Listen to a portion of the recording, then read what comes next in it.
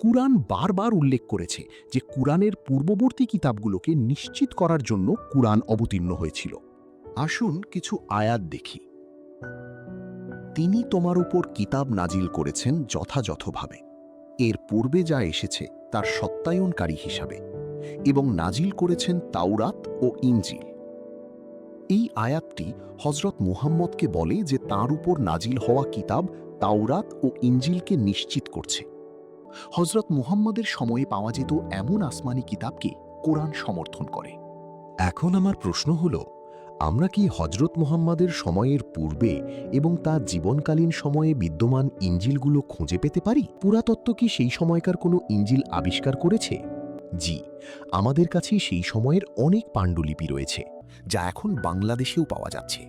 এই বইটিতে আমরা ইনজিল শরীফের মূল ভাষা এবং বাংলা অনুবাদ উভয়ই খুঁজে পাব।